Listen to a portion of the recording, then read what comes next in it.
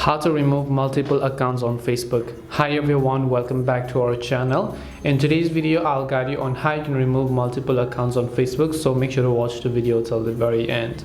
In order to remove multiple accounts on Facebook, all you have to do is simply first of all go ahead and then actually open the Facebook application here.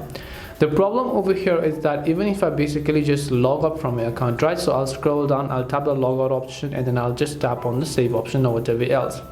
Now if I log out over here on the login page, you'll be able to see a couple of other profiles as well. So if you have another account logged in, you would be able to find that account on this section. And now if you wanted to remove that account, what you had to do was you had to just tap the gear icon from the very top right hand side of the screen.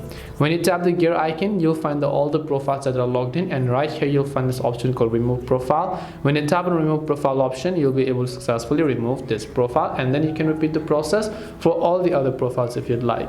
This way you can basically remove multiple accounts on Facebook. Hope this video was very helpful. If you have any questions, feel free to leave them down. Thank you for watching and see you in the next video.